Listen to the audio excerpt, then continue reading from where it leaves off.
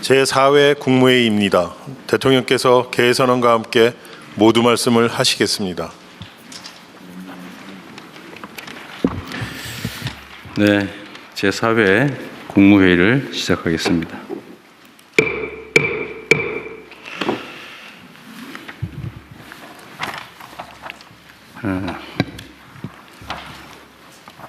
지난달에 수출이 1월 기준으로는 사상 최초로 600억 불을 돌파했다고 합니다.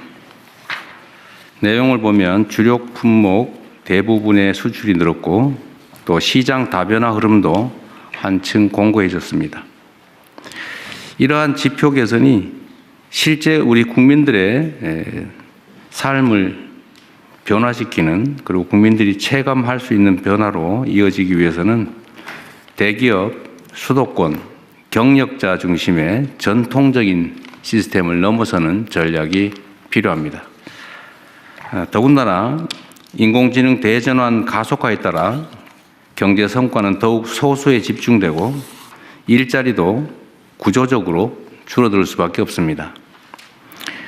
보다 많은 국민들께서 자유롭게 도전하고 또 혁신의 문을 두드릴 수 있도록 경제 체질을 완전히 바꿔 성장의 깊이와 폭을 넓혀야 할 때입니다. 이를 위해서는 누구나 아이디어만 있으면 창업할 수 있도록 창업의 문턱을 낮추고 파격적인 제도 혁신 그리고 자금 지원이 있어야 되겠습니다. 특히 창업 관련 규제 전반을 제로 베이스 차원에서 손볼 필요가 있습니다. 인공지능 시대에는 도전과 실패를 성공의 밑거름으로 삼는 사회가 현재의 위기를 넘어 더 큰 번영의 기회를 누릴 수 있습니다. 누구나 쉽게 창업에 도전하고 또 성공할 수 있는 창업 중심 국가로의 대전환에 정부 역량을 총 집중해야 되겠습니다. 날씨도 춥고 또 여러 가지 환경들도 어렵습니다. 이런 상황에서 어려운 이웃들에게 따뜻한 온기를 전하기 위한 희망 2026 나눔 캠페인 결과 사상 최초로 5천억 원이 넘는 금액이 모금됐습니다. 놀라운 일입니다. 이렇게 어려울 때 이렇게 많은 분들이 또 많이 모금에 참여해 주었다는 사실이 우리 사회에 새로운 희망을 보여준다고 보여집니다. 동참해 주신 많은 국민 여러분께 깊이 감사하다는 말씀을 드립니다. 복지 사각지대에 놓인 국민들을 지원하기 위한 그냥 드림 사업도 현장에서 상당한 호응을 얻고 있습니다. 혹시 그냥 드림 사업이 뭔지 모르시는 우리 국민들이 계실 것 같아서 간단히 말씀을 드리면 누구나 언제든지 최소한의 먹거리는 제공해 드린다, 그런 뜻입니다. 이 정책을 이제 구성하게 된 계기는 사실 배가 고파서 계란 한 판 훔쳤다가 구속된 사람들 이야기여서 그 단순한 한 끼 때거리가 없어서 이 범죄를 저지르고 또 그에 따라서 뭐 수사를 하고 구속을 하고 관리를 하는 이 엄청난 비용을 왜 들여야 되느냐. 그냥 계란 한 판 훔치는 대신에 한 끼 때울 수 있도록 우리가 음식물 제공을 하면 이런 사회적 낭비도 줄이고 또 불필요하게 누군가 처벌받는 그런 어려운 상황도 막을 수 있다는 생각에서 아무나 2만 원 정도 범위 내에서 식사할 수 있도록, 먹을 수 있도록 음식물을 그냥 제공하는 사업입니다. 뭐 처음에는 이렇게 하면 뭐 아무나 와서 뭐 벤츠 타고 와서 집어 가고 그러지 않겠냐 이렇게 얘기했지만 혹시 그런 일이 있다 치더라도 그게 얼마나 되겠습니까? 그리고 뭐 한 2만 원 정도 되는 음식물 무료로 얻겠다고 그 고생해가면서 그 배급하는 데까지 갈 사람 그리 많지 않습니다. 실제로 시행을 해본 결과로는 그런 경우를 거의 발견하기 어려웠다고 합니다.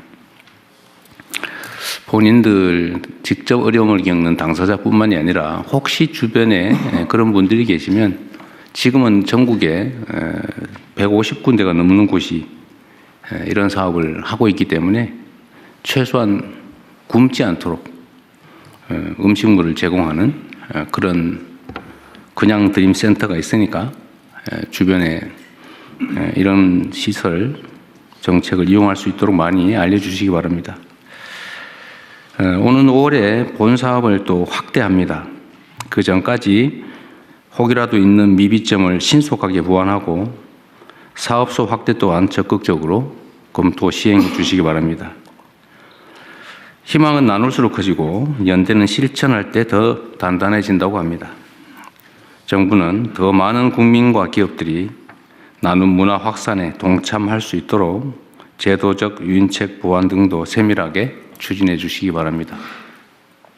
가급적이면 국가 예산보다는 우리 사회적인 기부 동참으로 해결해 보려고 합니다. 많은 참여 부탁드립니다. 그리고 실제 사례 중에 이런 것도 있었습니다. 어떤 분이 할머니가 음식물이 부족해서 이걸 받아가지고 갔다가 언젠가 또 시간이 지나고 보니까 그 할머니가 자기가 너무 많은 음식물을 제공받게 됐다. 라면 이런 거 제공받아서 다른 사람들도 좀 주라고 도로 또 거기에 갖다 놓고 간 분도 있었다고 해요. 그렇게 따뜻한 곳이 바로 우리 대한민국이기도 합니다. 고병원성 조류 인플루엔자 그리고 아프리카 돼지열병이 계속 발생하고 있습니다. 그리고 지난 주말에는 인천 농가에서 구제역이 발병했다고 합니다.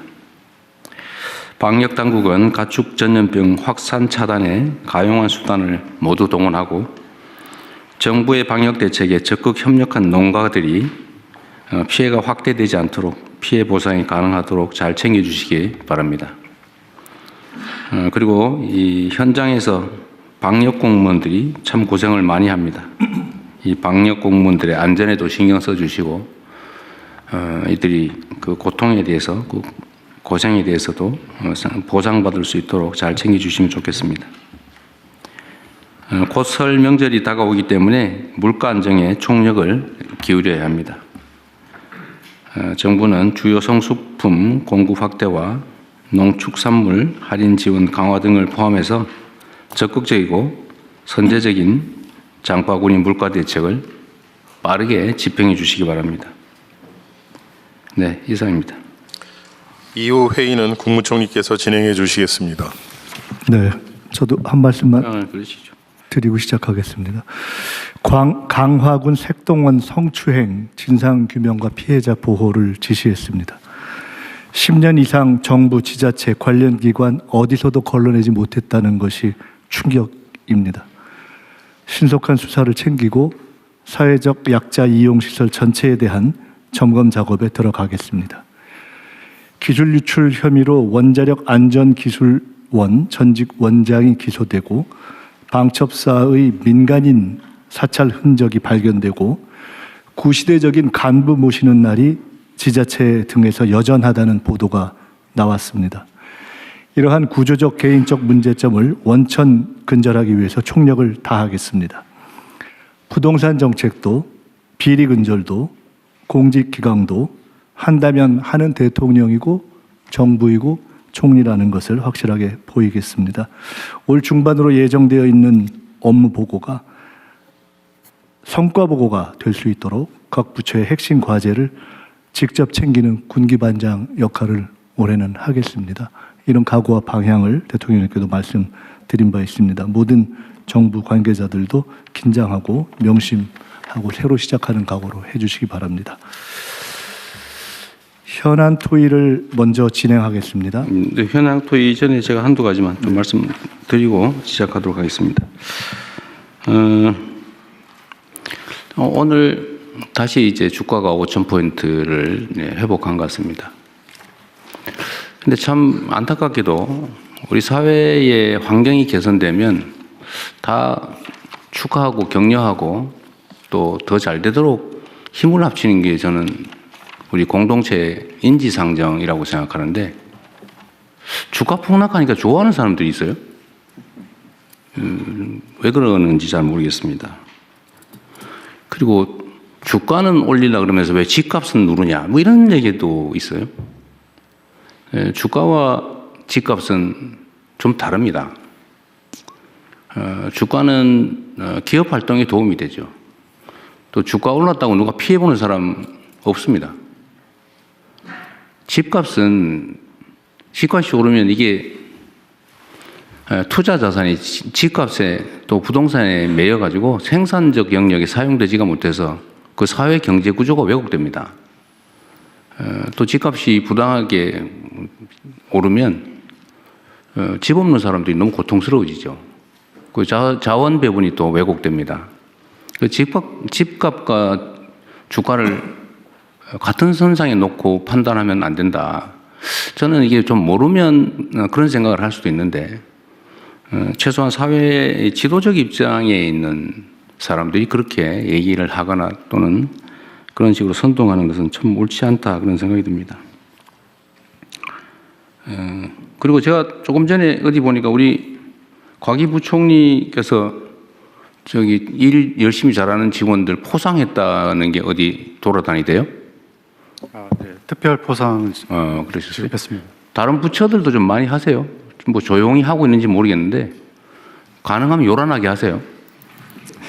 왜냐하면 이게 이제 공직사회가 이게 너무 이렇게 딱딱하고 야단만 치고 맨날 좀 그래서 좀 이렇게 의욕이 잘 안 생기는 경우들이 있는데 공직자들이 적극적으로 능동적으로 일을 해야 사회가 발전이 됩니다. 우리 사회의 가장 강력한 집단이 공직사회죠, 사실은. 규모도 가장 크고 영향력도 큽니다. 여기가 이 공직 구성원들이 의욕을 가지고 적극적으로 능동적으로 일할 때 하고 막 시키는 거나 겨우 하고 뺀질뺀질거리고 의무 외에는 안 하고 이렇게 되면 절대로 안 되죠. 그래서 포상이나 칭찬도 좀 많이 하십시오. 1,000만 원, 뭐 350만 원 이렇게 주시고 그랬더라고요. 네, 뭐 잘하셨어요. 네, 많이 주세요. 계속하겠습니다. 네. 다른 부처들도 좀 하세요. 직원들 잘하는 거 발굴해가지고. 그래야 또 공직자로 국가와 국민을 위해서 봉사하는 재미가 있지 않겠습니까? 그리고 우리 법무부 오늘 대검찰청 보고가 하나 있네요. 민생 침해 사범. 이건 일단 보고 별도로 하실 거죠? 예, 그렇습니다. 문서인데, 예, 그러십시오. 그렇게 하고. 하여튼 요새 대한민국 물가가 전 세계에서 가장 높은 축에 속하는데 뭐 여러 가지 이유가 있겠지만 뭐 부동산도 한 원인이겠고 또 하나는 이게 독과점적 지위를 남용해가지고 그 과도하게 높이 가격을 책정하는 것도 한 원인인 것 같아요. 똑같은 조건에서 외국보다 우리나라가 훨씬 더 비싼 건 이해하기 어렵죠. 그런데 이게 검찰이 어쨌든 민생사범 단속을 잘 해가지고 상당한 성과를 냈는데 정말 잘하셨습니다. 이게 원래 할 일이고 또 역량도 있는 조직인데 앞으로도 이런 민생사범 단속은 좀 철저히 해주시기 바라고요. 좀 이따 보고할 때 한꺼번에 얘기하도록 하겠습니다. 네, 그 준비된 안건 토의 시작하시죠. 네. 연명 의료 결정 제도 개선 및 활성화 방안 보건복지부 장관께서 발제해 주시기 바랍니다. 네, 복지부 장관입니다. 연명의료 결정제도 개선 및 활성화 방안에 대해서 보고드리겠습니다. 보고 배경입니다. 2018년 연명의료 결정법 시행 이후 연명의료를 받고 싶지 않다는 비율은 77%까지 높아지고 있으나 실제 연명의료를 시행하지 않거나 중단한 환자는 전체 사망자의 19.5% 수준입니다. 보건복지부는 생애 말기 존엄한 삶을 위해 연명의료 결정제도를 활성화하고 생애 말기 돌봄 체계를 구축하고자 합니다. 문제점입니다. 먼저 죽음에 대한 논의를 기피하는 문화, 연명의료의 상담과 정보 접근성의 제약으로 연명의료에 대해 사전에 충분히 고민하기 어려운 여건입니다.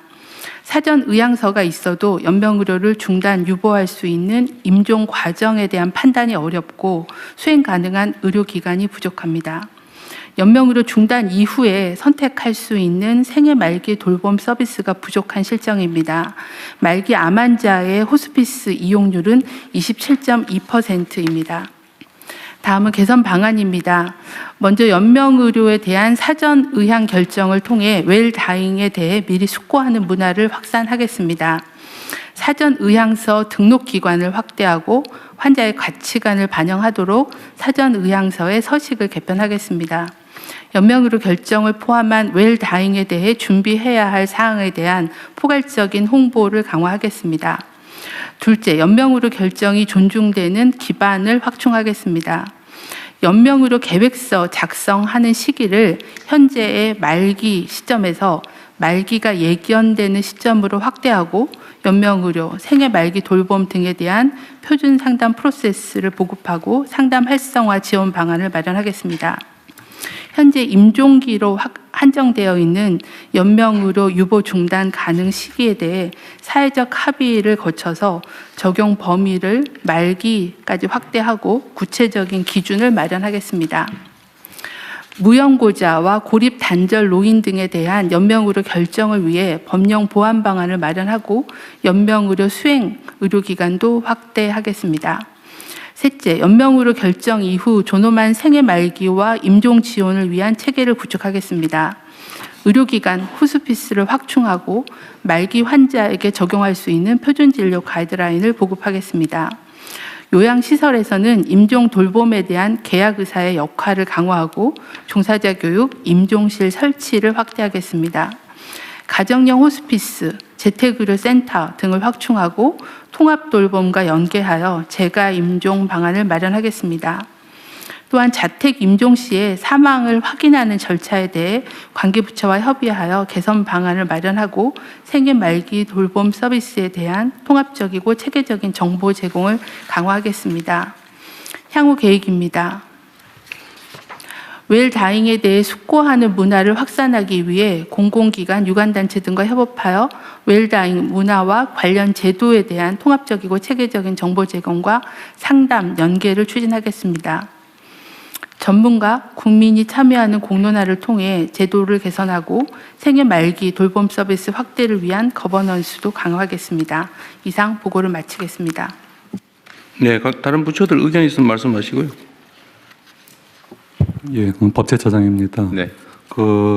지금 사전 연명 의료 의향서를 등록할 수 있는 기관이 현행법 11조에 보면은 보건소뿐만 아니라 공공기관까지도 포함이 되어 있습니다. 근데 공공기관 이외에 주변에서 쉽게 접근할 수 있는 주민센터 같은 곳으로도 확대하는 게 연명의료의향 등록을 활성화하는 길이 아닌가 싶고요. 한 가지 더 말씀드리면 자택 사망 병원에서 연명 치료를 하지 않으면 호스피스 시설에 들어가거나 자택이 있어야 되는데 호스피스 시설은 굉장히 제한돼 있고 결국 자택에서 사망을 해야 되는데 자택에서 사망할 경우에는 이거 경찰에서는 변사 사건으로 일단은 봅니다.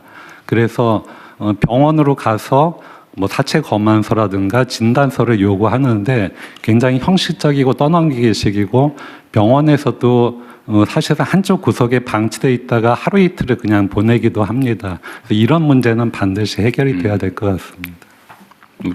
좋은 지적 같습니다. 이게 개인적 경험 얘기하기는 좀 그런데 아주 오래전이긴 한데 제 선친께서 돌아가시고 난 다음에 사체 검안서 떼느라고 엄청 고생했어요. 근데 아마 앞으로도 똑같이 오히려 더 엄격해질 가능성이 많은데 그 법제처장 지적이 일리가 있습니다. 잘 챙겨봐 주시고요. 네, 또 없으면 저도 의견 하나 말씀드리도록 할게요. 하여튼 이게 이미 이제 회생불능이고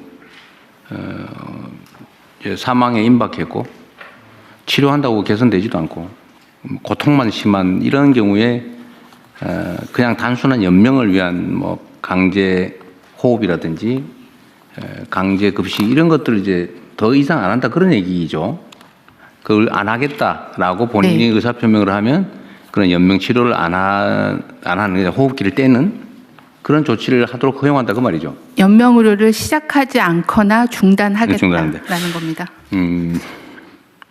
근데 지금 현재 어쨌든 개인적으로도 고통스러운 일이기도 한데 떠날 때 깔끔하게 이렇게 좀 하고 싶은데 그걸 막 지연시켜서 고통스럽다 가족도 본인도 그런 문제인데 좀 그렇긴 하지만 이게 건강보험료 지출도 그 피보험자의 이제 일생을 기준으로 하면 나이 들어서 사망 직전 치료비가 엄청나게 들어가고 그 중에서도 임종 직전이 더 압도적으로 많이 들고 그런다고 하더라고요. 비율이 얼마 정도 됩니까 혹시?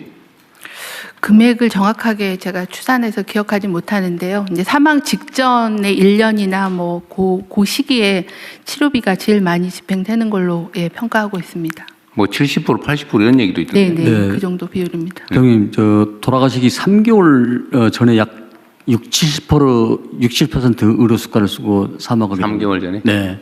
낫지도 않으면서 그러니까 연명 치료하면 엄청난 비용이 들어가요. 그렇습니다. 이게 본인도 괴롭고 가족들도 힘들고 네. 건강보험료도 그렇고 하여튼 그런 문제가 있어서 이거를 본인이 원하면 더 이상 하지 않는 걸로 하자. 본인과 가족이 동의하에 본인도 동의해야 되고 가족도 동의해야 되고. 일단은 본인이 사전에 의향서를 먼저 써놓으면 본인 의사가 확인이 되고요. 그다음에 말기 환자라고 하면 의사하고 상담해서 연명의료 계획서를 환자랑 의사가 쓰면 본인의 의사로 연명의료를 중단할 수 있는데 그걸 사전에 해놓지 않으면은 그다음엔 가족의 동의가 있으면 가능합니다. 하여튼 이건 매우 중요한 제도고 하여튼 이게 불편하지 않도록 또 어쩌면 쉽게 할 수 있는 거 외에 저는 뭐 일종의 인센티브라도 있으면 좋겠어요. 그게 뭐가 될지 모르겠는데 사회적으로도 이익이기 때문에 그 점을 잘 조정을 할 필요가 있지 않을까 싶습니다. 네, 현재 저희가 생각할 때는 연명의료를 안 하겠다고 결정을 하면 사망하실 때까지 제대로 된 말기 돌봄이 가야 되거든요. 근데 통증 관리나 아니면 다른 관리들이 이제 병원이나 재가에서 돼야 되는데 그런 제공 기관이 좀 부족하다 보니 연명의료를 결정하더라도 제대로 된 임종 서비스를 못 받는 문제가 좀 있어서 그 부분을 저희가 확충하는데 복지부가 집중하려고 하고 있습니다. 특히 최근에 이제 지역사회 통합 돌봄이 활성화가 되기 때문에 재택에서도 그런 임종 돌봄을 받을 수 있게 그 부분에 대한 거를 뭐 수가나 아니면은 이제 매뉴얼 같은 걸 만들고 또 의료진에 대한 교육을 해서 재택 임종을 강화하는 부분들, 호스피스 강화하는 부분들을 계획을 하고 있습니다. 그러니까 연명 치료 안 하고 재택 임종을 할 경우에는 인력과 비용이 더 들겠죠. 그런데 그게 병원에서 연명 치료를 하는 것보다는 훨씬 적게 들겠죠. 네, 그렇습니다. 그럼 과감하게 투자를 하는 게 맞죠. 네. 네. 그렇게 하십시오. 기획을 좀 해서. 네, 추가적 의견 없으시면 이상으로 토의를 마치고요. 해당 사안에 대해서는 다음 부처 보고를 하겠습니다. 다주택자 양도소득세 중과 유예 종료 및 보완 방안을 재정경제부 장관께서 보고해 주시기 바랍니다. 예, 다주택자 양도소득세 중과 유예 종료 및 보완 방안에 대해서 보고를 드리겠습니다. 다주택자가 보유한 조정 대상 지역의 주택 양도 시에 현재는 이제 기본 세율에다가 2주택자는 20% 포인트를 더 올리고, 그다음 3주택자 이상은 30% 포인트를 올리는 그런 제도를 운영하고 있습니다. 그러나 이 제도가 2022년 5월 9일부터 해서 금년 5월 9일까지 4년간 중과 유예를 한시적으로 유예하고 있습니다. 하지만 그동안에 저희들이 정책을 운영한 결과 정책 신뢰성은 제한되면서 또 비정상적 불공정한 형태의 어떤 그런 유발 현상이 나타났기 때문에 이제는 좀 정상화할 필요가 있다는 이런 생각에서 이번에 이제 중과 유예를 종료할 예정입니다. 그러나 지금 그동안에는 이제 부동산 거래 관행이라든지 또는 최근에 그 조정 지역을 확대한 경과 등을 감안해서 시장에서의 현실은 감안하면서 또 국민 불편을 최소화하는 방안을 저희들이 오늘 제안하고자 합니다. 첫 번째는 강남 3구와 용산 등 기존에 이 제도를 적용하고 있던 지역에 대해서는 원칙적으로 5월 9일까지 잔금을 다 납부해야지만 이 유예를 받을 수 있겠습니다만 너무 기간이 촉박한 관계로 5월 9일까지 계약만 하고 3개월 이내에 잔금 또는 등기를 하는 경우까지도 저희들이 시장의 어떤 할 수 있는 적응력을 높이는 방안을 하려고 하고 있고요. 이 외에 금년 10월 15일에 신규 지정된 조정지역은 5월 9일까지 계약을 하고 3개월은 좀 짧을 것 같아서 6개월 내에 잔금을 지불하거나 등기를 하는 경우까지 유예를 하는 방안을 오늘 제안을 드립니다. 오늘 국무회의 토의 결과와 여론 수렴 등을 거쳐서 조속히 다주택 중과 유예 종료 방안을 마련해서 법령 개정 등 사후 절차를 추진할 계획으로 있습니다. 중과유예 종료에 따른 토지거래 허가제 보완, 그리고 편법 정려 등 이상거래 단속 강화 등 관계부처의 적극적인 협조를 요청드리겠습니다. 이번이 아마 중과를 피할 수 있는 마지막 기회라고 생각하고 아마 이런 기회를 이용해서 국민들께서 중과를 받으시는 일이 없도록 했으면 좋겠습니다. 이상 보고를 마치겠습니다. 재경부 장관님 네. 말씀 도중에 아마라는 표현 2번 하셨거든요. 예. 아마 없습니다. 아마 없습니다. 알겠습니다. 아마가 아니고 이게 지금 저는 정책의 신뢰나 예측 가능성이 정말로 중요하다고 생각하는데 예를 들면 이게 4년을 유예한 게 아니고 1년씩 3번을 유예해 온 거예요. 1년 이번에는 끝이야. 또 가가지고 또 이번엔 진짜 끝이야. 또 가가지고 진짜 끝이야. 그 다음에 진짜 이번에는 진짜 정말 끝이야. 이러면 이게 누가 믿겠냐고요. 그래서 아마 타성이 붙은 것 같습니다. 아마 하지 말라니까. 어쨌든 정책은 약간의 부당함이 있더라도 한번 정하면 그대로 해야 돼요. 보완은 그 후에 다른 방식으로 해야지. 그 자체를 밀어버리거나 변형을 해버리면 정책을 안 믿게 되죠. 네, 그렇게 하도록 하겠습니다. 그리고 믿은 사람만 손해보잖아요.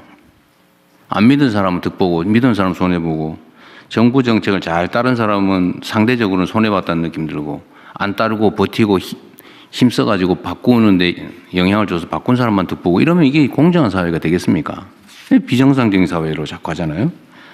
그래서 앞으로는 그런 거 절대 없게 하도록 해야 됩니다. 네, 원칙대로. 원칙적으로 하고 이게 이제 이 문제뿐만이 아니라 다른 문제도 비슷해요. 정책을 준비하고 발표할 때 정말로 치밀하게 시뮬레이션하고 그래서 언제나 레드팀이 꼭 있어야 됩니다. 반박해보고 그리고 가능하면은 이해관계자들 의견도 다 듣고 또 소위 많은 사람들이 지켜보는 가운데 브레인스토밍을 해가지고 모든 가능성을 다 점검을 해야죠. 그리고 우리 사회는 부동산 투자, 부동산 거래와 관련해서는 정말 수십 년간 만들어준 신화가 있어요. 신화. 불패 신화. 그리고 여기에 또 너무나 많은 사람들이 또는 힘 있는 사람들이 이해관계를 갖고 있기 때문에 정책 변경이 너무 쉬워요. 그래서 사람들이 그렇게 믿게 된 겁니다. 이거 끝나면은 결국은 매물이 잠길 거고 매물이 잠기면은 매물을 팔게 하기 위해서 또 연장할 거고 뭐 이렇게 생각하잖아요. 지금도 사실 그 생각을 하고 있어요. 그리고 5월 9일 지나서 안 하면 어떡할 건데 버티면은 언젠가는 집 거래를 하기 위해서 또 뭐 풀어주겠지 이렇게 믿잖아요. 그래서 이 가능성을 원천적으로 봉쇄해야 됩니다. 그래서 제가 그 말씀을 드리는 거예요. 대한민국의 부동산 이 문제는 정말 이 사회 발전을 통째로 가로막는 아주 암적인 문제가 됐어요. 부동산 거래하는 사람이 나쁘다는 얘기 아닙니다. 그건 시스템이 사회가 그렇게 허용하니까 그렇게 하는 거예요. 근데 그 정책을 제대로 못 만든 또는 의지를 갖지 않은 그 결정권을 권한을 가진 사람이 문제인 거죠. 최소한 국민주권정부에서는 그렇게 하지 않는다. 그리고 정책을 만들 때는 이 부동산에 대한 욕구는 워낙 강렬해서 구멍이 정말 바늘 구멍만한 틈새만 생겨도 그게 확 커져가지고 댐이 무너지듯이 무너진단 말이에요. 그래서 정책 입안 과정에서 정말로 치밀해야 돼요. 알겠습니다. 완벽하다 싶을 정도 치밀해야지 아마 이렇게 하면 안 돼요. 네, 알겠습니다. 그 절대 안 돼요. 아마. 예? 0.1%가 안 돼요. 완벽하게.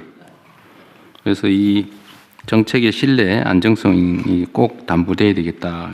그 말씀 드리고요. 그러면은 이번에 매물 잠기면 어떡할 거냐. 버티는 게 이익이냐, 아니냐. 이것도 합리적으로 판단해야죠. 지금 뭐 일부에서 정부에 관계된 사람들 중에 다주택 있는데 니그부터 먼저 팔아라고 시켜야 되는 거 아니냐 이렇게 얘기하는데 저는 이것도 문제가 있다고 생각합니다. 제가 예를 들면 누구한테 이거 팔아라고 시켜서 팔면 그거는 그 정책이 효과가 없다는 뜻이에요. 제발 팔지 말고 좀 버텨줘 라고 해도 팔게 상황을 만들어야죠. 그 시켜서 억지로 파는 건 의미 없어요. 아, 파는 게 이익이다. 지금 다주택을 해소하는 게 경제적으로 이익이다라고 합리적 판단이 가능하게 제도를 만들어야죠. 그런 제도를 만들 권한이 없거나 제도적 장치가 부족한 게 아니잖아요. 할 거냐 말 거냐만 남는 거지 얼마든지 할 수 있지 않습니까? 다만 이제 정치적인 정무적인 문제가 남겠죠. 그런데 대한민국에서 이 부동산 투기, 부동산 불로소득 공화국이라고 하는 것을 시정하는 것만큼 중요한 국가적 과제가 어디 있겠습니까?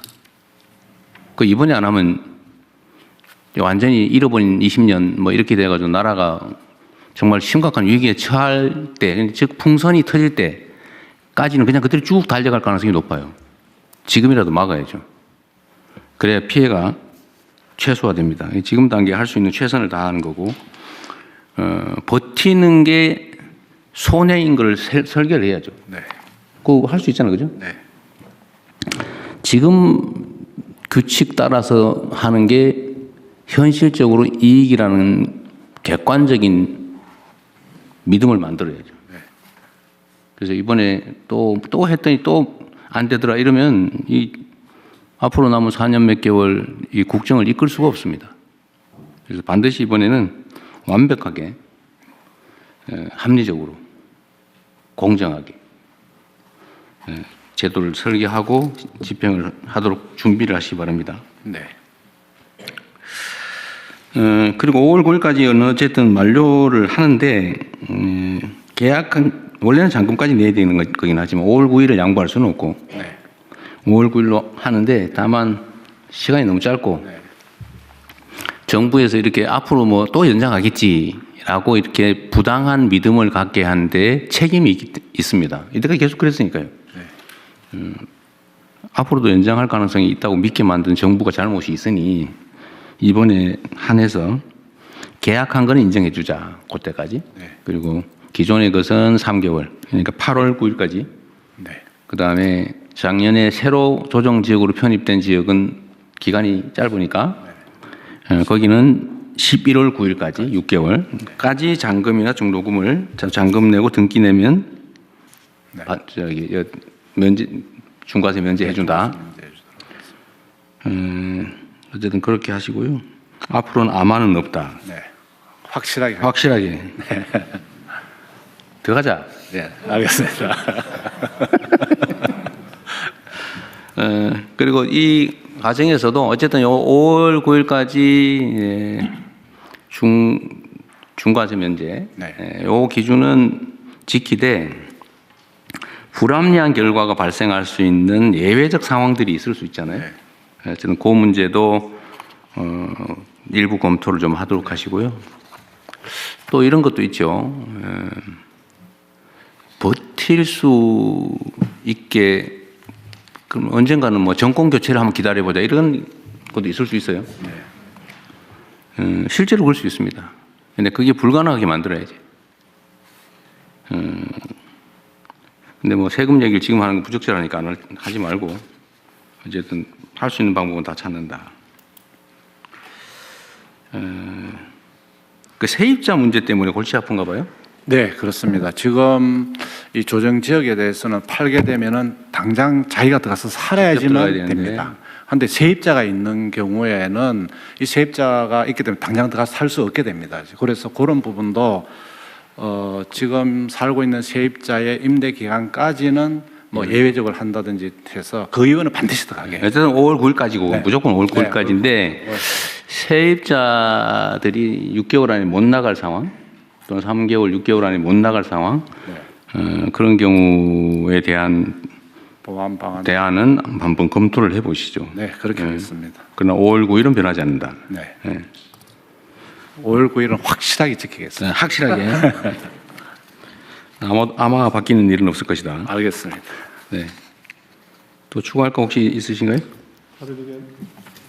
네, 다른 의견 없으시면 재경부 장관께서 보고에서 제안하신 내용에 그렇죠. 저 하나 물어볼게요. 이게 제가 지금 이제 며칠 사이에 한 하루 이틀 사이에 또 바뀌긴 했는데 처음에는 이제 일부 보도상으로는 뭐 대통령이 저거 얘기해봤자 뭐 매물도 나오는 거 없고 막 저 분명히 매물 잠길 거고 이번에는 또 연장을 해야 된다 뭐 저 다주택자들의 저 눈물은 어떻게 할 거냐 뭐 이런 회개한 얘기들이 있었는데 어제 정도부터 그 현장에 매물이 많이 나왔다는 보도들이 나오기 시작했어요. 보도가 제가 알기로는 그 이전에 이미 사실 매물들이 많이 나왔거든요. 그 통계청이나 아니면 어디서 뭐 자료 수집하는 데서 이 매물 증가하는 거 이런 거 통계들 있나요? 거래 통계는 있을 수 있는데.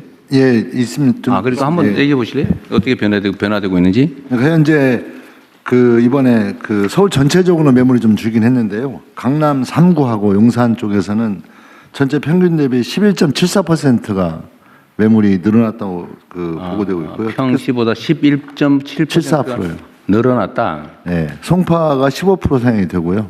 15%나 늘어났다고. 네, 용산은 4.19로 해서 좀 낮고 그렇습니다. 용산하고 강남 3구가 매물이 늘었다는 건 굉장히 중요한 포인트입니다.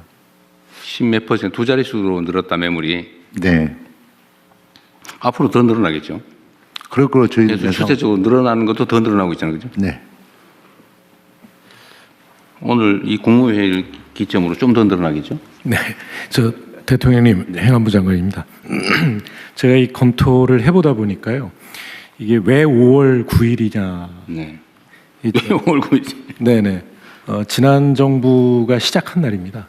이게 5월 30일인가 31일 날 시행령 개정을 했는데 소급해서 5월 9일부터 적용을 한 겁니다. 그러니까 이게 일종의 그 정권 이 잡은 데 대한 기념품으로 다주택자들한테 선물을 준 이런 케이스입니다. 근데 이게 어떻게 가능하냐면 분명히 조세는 법률주의인데 법률로 정해야 되는데 다주택자에 대한 규정이 시행령에 규정이 되어 있습니다.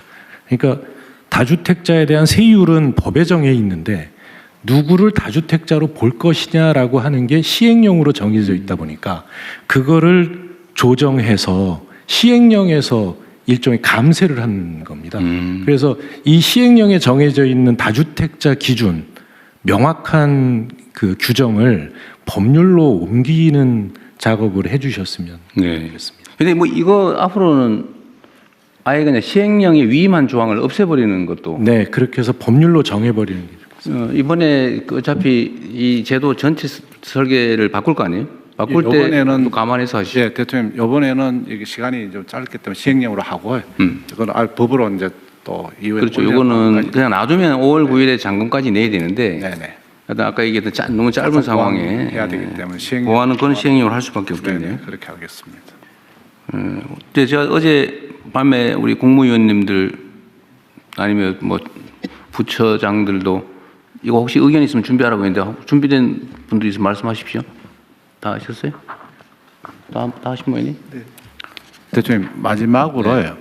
저기 보시면은 저 2번에 보시면은 토지 거래 허가제 구역에서는 허가 후 4개월로 돼가 있습니다. 잔금 실거주 의무가 이게 그래서 저한테 또 어떤 분이 말씀하시기는 5월 9일 계약은 3개월이 아니고 4개월로 좀 해달라 이런 얘기도 있습니다. 그래서 시장의 목소리도 듣고 그래요? 저희들이 좀 3개월이냐 4개월이냐. 네네. 근데 토지 거래 허가제는 그 정도면 4개월이기 때문에 그런 것도 시장의 목소리 듣고 좀 조정하도록 하겠습니다. 그럼 처음부터 4개월 해주에 3개월이 왔어요. 예, 그래서 그렇지만 여기서 토론을 좀 네. 붙이려고 그러겠습니다.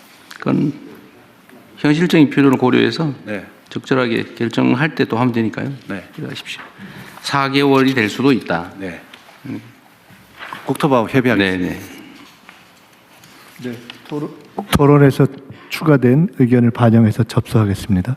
다음은 민생안정 침해 사범 엄단 방안을 검찰총장 직무대행께서 보고해 주십시오. 예, 검찰총장 직무대행입니다. 민생안정 침해 사범 엄단 방안 보고 드리겠습니다.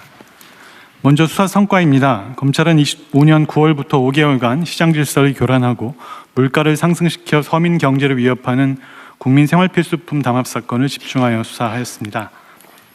설탕과 밀가루의 가격 담합으로 인해서 식품 물가 전반을 뒤흔들고 전기료의 상승으로 인해 가게를 위협하는 한전 입찰 담합의 전모를 밝혀 총 52명을 기소하였습니다. 설탕 가격의 담합 규모는 약 3조 2,700억 원, 밀가루는 약 6조 원, 한전 입찰 담합은 약 6,700억 원의 규모에 달하는 사실을 규명하였습니다. 사안별 개요와 수사 경과는 아래에 보시는 표와 같습니다. 가격 담합으로 인해서 담합에 가담한 법인들은 막대한 이득을 취득한 반면 식료품 물가 및 전기료 상승 등 피해는 소비자인 국민들에게 전가된 사실을 확인했습니다. 담합 발생 전 대비 설탕 가격은 최고 66.7%, 밀가루 가격은 최고 42.4%까지 인상되었습니다. 한전 입찰 담합의 경우에는 담합 업체들의 평균 낙찰률이 약 96%에서 담합 종료 후에는 67%까지 낮아진 사실을 확인하였습니다. 다음으로 제도 보완 방안입니다. 담합으로 인한 공정거래법 위반죄의 법정형은 3년 이하의 징역 또는 2억 원 이하의 벌금으로 해외 주요 국가들의 법정형에 비해서 매우 낮은 수준입니다. 경쟁 질서를 심각하게 침해하는 담합범죄를 근절하기 위해 담합범죄의 법정형을 상향하는 내용의 개정 논의가 필요한 상황입니다. 참고로 미국의 그 반독점법 위반으로 기소되는 통계를 보면 개인의 수가 법인보다 월등히 많고 개인은 54.6%에게 실형이 선고되고 있는 실정입니다. 설탕과 밀가루 가격 담합 업체들 중에 일부는 과거에 수차례 적발에도 불구하고 재범에 이른 점에 비추었을 때 법인에 대한 과징금이나 벌금 처분만으로는 근절이 어렵습니다. 그래서 실제 범행을 실행한 개인에 대한 형사처벌도 강화가 필수적입니다. 마지막으로 부당이득 환수 방안입니다. 담합 근절을 위해서는 담합으로 얻은 부당이득 박탈, 즉 범죄 수익의 환수가 필수적입니다.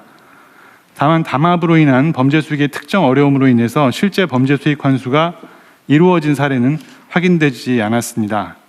입찰의 경우를 예를 들면 낙찰가액 자체가 수익이 아니라 정상적인 경우의 낙찰가액과 담합으로 인한 낙찰가액의 차액을 법원에서는 요구를 하고 있는데 그 정상적인 낙찰가액이라는 것이 여러 가지 가정적 상황을 전제로 산정할 수밖에 없어서 구체적 산정에 어려움을 겪고 있습니다. 담합 행위로 인한 부당이득의 구체적인 산정 기준을 마련해서 적극적인 몰수 추징으로 범죄 수익을 철저히 환수하도록 하겠습니다. 이상 보고를 마치겠습니다. 이건 논의할 게 꽤 많은데요. 일단은 우리 공정거래위원회 먼저 이거부터 하죠. 법정형을 상향하는 거는 법제처가 좀 준비를 하든지 해가지고 정부 입법으로 하든지. 공정거래위원회가 상향 준비해서 보고를 했습니다. 그럼 공정거래위원회가 지금 발표를 먼저 하실래요? 예. 준비한 게 있으면 어떻게 할지? 제 발표 자료가 여기 준비되어 있는지 모르겠는데 설탕 사건은 24년부터 공정위가 조사해 왔고 24년 말에 이제 공정위와 검찰에 자진 신고가 들어왔었고요. 공정위 조사는 지속돼서 25년 9월쯤에 이제 마무리 단계였고 그때 이제 검찰이 고발 요청을 했고 공정위 고발했고 그래서 이제 검찰 고발과 공정위 조사 마무리도 동시에 진행되고 있습니다. 공정위 심의는 2월 11일 날 있습니다. 밀가루 사건은 제가 취임한 후 첫 번째 직권조사 사건이고요. 10월부터 공정위 조사가 시작되었고 지금 조사 마무리 단계이고 검찰 고발 요청도 최근에 들어왔고요. 그래서 공정위 고발했고 검찰도 지금 조사하고 있고요. 그래서 밀가루는 3월 초쯤에 공정위 조사는 완료될 거고 심의는 그로부터 2개월에서 3개월 후에 진행될 예정입니다. 가스 절연 개폐 장치 같은 경우는 공정위 과징금 처분이 이미 25년 1월에 완료됐고요. 그래서 400억 조금 못 되는 과징금이 부과됐고 6개 법인이 24년 말에 고발되었고요. 지금 검찰 조사도 지금 진행되고 있습니다. 지금 그 관련 부당이익 환수를 위해서는 현행 그 담합은 관련 매출의 20%까지 그 과징금을 부과할 수 있습니다. 그래서 지금 현재 이런 과징금 상한을 20%에서 30%로 상향하는 공정거래법 개정안을 준비 중이고요. 그리고 실효성 있는 과징금 부과가 될 수 있도록 시행령과 과징금 고시 등을 통해서 상한에서 너무 낮아지지 않도록 담합의 중대성이 중간이나 심각할 때는 하한까지 둘 수 있는 시행령 혹은 과징금 고시를 개정하도록 할 것입니다. 그리고 물가 원상 복구를 위해서 공정위가 지금까지 이제 가격 재결정 명령을 아주 소극적으로 활용했었는데 지금부터는 보다 적극적으로 가격 재결정 명령을 시정 명령으로서 활용할 수 있도록 그 참고로 있는 그 시정 조치 운영 지침도 좀 개정할 예정입니다. 그리고 이상입니다. 우선 제가 궁금한 거 아까 과징금을 400억 했다는 게 어떤 거에 대한 400억이에요? 한전의 가스 절연 개폐 장치 담합 사건. 오늘 이 사안 아니고 이 사안까지 한전의 입찰 담합 이 얘기하는 그 사안 맞습니다. 그 사안입니다. 담합 규모가 6,776억인데 400억 했으면은 몇 프로 이게? 391억 정확한 액수는 391억이고 7%밖에 안 돼. 예, 그렇습니다. 왜 7%밖에 안 했어요? 여기 20%까지 할 수 있다면서요? 그러니까 상한은 20%인데 현재 시행령이나 고시가 감면 규정이 많습니다. 그래서 그럼 그거 빨리 고치십시다 그러면. 예, 시행령 이건 전에 한번 얘기했던 건데. 맞습니다. 예. 근데 왜 아직까지 소식이 없어요? 고치는데 상반기에 고치도록 하겠습니다. 고시. 뭘 상반기에 해요? 지금 바로 하지. 예. 준비 안 돼 있어요? 작년에 제가 얘기했던 건데. 준비돼 있고 지금 시뮬레이션을 통해서 그 사건들을 적용해서 그거를 시행령이나 규칙에 너무 자세히 정할 필요 없잖아요. 예. 적정하게 정하고 처분이야 그 범위 안에서 하면 되는 거지. 그거를 미리 다 모든 가능한 경우를 시뮬레이션에서 하려니까 너무 힘든 거 아닙니까? 예, 그래도 최대한 신중하고 사회적 일단은 시행령 고치 일단 너무 그 법률을 거의 뭐 무력화하다시피 너무 약하게 만들어 놓은 거 아니에요, 시행령을. 맞습니다. 예. 그 옛날에 그 시행령 누가 만들었는지 모르겠는데 그렇게 하면 안 되잖아요. 일단 그거부터 빨리 고치고 더 세부적인 게 필요하면 규칙, 처분 규칙 이런 걸로 정하고 그 안에서도 재량으로 사안별로 행정관청이 정하면 되는 거지. 그거 왜 시행령에다 자세히 최대한 빨리 고치게. 네, 최대한 빨리 하십시오. 그거 하고 이게 좀 납득이 안 되는데 두 번째로는 이 범죄 수익 몰수 추징하고 과징금은 병과가 가능한 거예요? 가능해요? 기본적으로 그러면 형사처벌도 하고 과징금도 하고 몰수도 하고? 예, 근데 그 사유로는 살펴볼 수는 있을 것 같습니다. 어느 한쪽에서 처벌받아서. 어쨌든 이런 범죄적인 수단을 통해서 걸리면은 이렇게 제재를 해도 이익이잖아, 그죠? 그렇습니다. 이게 이익이 기속되는 것은 소위 말하면 주주인데 이게 처벌받아봐야 고용사장 아니면 뭐 전무 뭐 이런 사람들일 거고, 뭐 내려오면 과장 그럴 거고, 이익은 다 남고 벌금도 얼마 안 되고 과징금도 얼마 안 되고 처벌은 자기가 안 받고 그러면 계속하죠. 맞습니다. 이게 소위 특별 예방 효과가 없잖아요. 일반 예방 효과도 없고. 그래서 저 사례를 보고 이거 하다 우리 큰일 나겠다. 진짜 회사 망할지도 모르겠다. 이런 생각이 들어야 안 할 거 아니에요. 그게 일반 예방이죠. 그걸 한번 저지른 사람이 다시 하면 이제 큰일 나겠다라고 해 다시 안 할 거 아닙니까? 근데 지금 재범도 많다는 거잖아요. 맞습니다. 제가 보기에도 재범할 것 같아요. 재범하는 게 훨씬 이익인데. 어쨌든 이런 점들을 고려해서 엄정하게 좀 규정도 만드시기 바랍니다. 그다음에 공정위가 지금 어쨌든 이게 검찰도 그러고 애썼는데 이거 한 번 하는데 뭐 몇 달씩 걸리고 이런다는 거 아니에요, 쉽게 말하면. 맞습니다. 인력도 많이 들고. 인력을 늘려야죠, 그러면. 인력을 늘려서 대대적으로 단속을 수사를 하고 처분을 제대로 하고 이러면 이제 줄어들 테고 그러면 사실 그때는 인력을 좀 줄여도 되죠. 예. 지금 온 세상이 이 위반 투성이라 예. 그 걷어내려면 초기에는 에너지도 비용도 인력도 많이 들거든요. 예. 그래서 제가 많이 뽑으라고 하잖아요. 예, 맞습니다. 전 인력도 늘리시고요. 법 개정하는 것도 빨리 해주시고 시행령 빨리 준비하고 동시에 처분 기준도 만드시고 부패재산 몰수 조항이 이게 정상 가격과 담합 가격의 차이를 계산하기 어려워서 법원에 몰수 판결을 안 해준다 그 말이죠? 예, 하급심에서 2차례 정도 인정되지 않았던 사례들이 있습니다.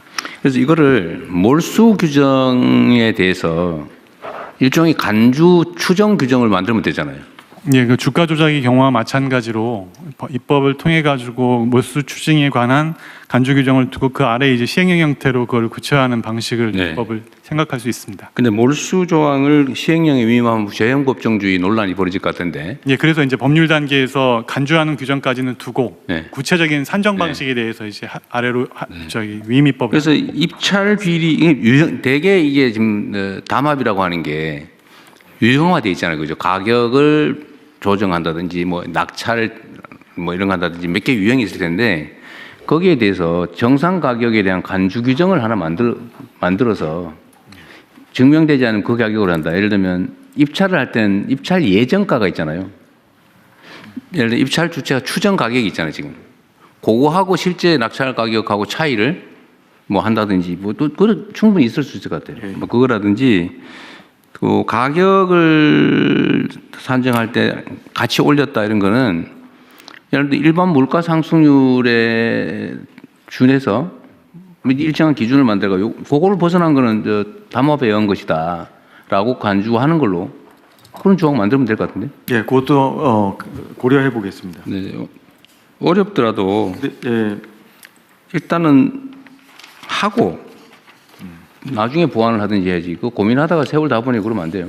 그러니까 공정위 규정이 어떻게 보면은 부당이익 환수를 좀 추정에 근거해서 법이 만들어져 설계되어 있습니다.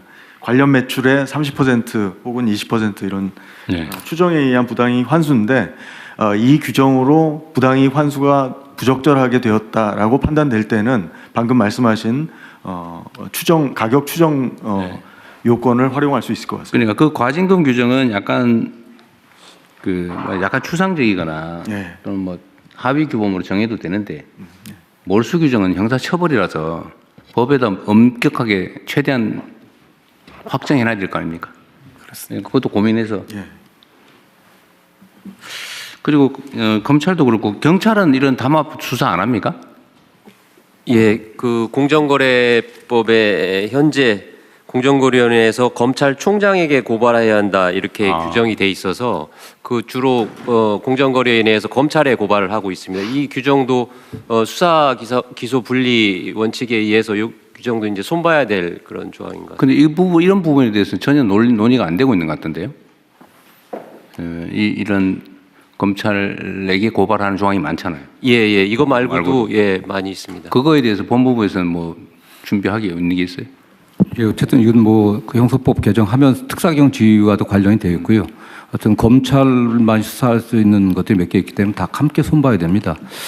더불어서 제가 그 대통령께 좀 말씀드리고 싶은 것은 지금 이 담합 문제에 관련해서는요. 저희가 2021년도 이후에 자체 조사한 거에 의하면은 이 외국의 추세는 법인보다도 개인 고발이 더 많습니다.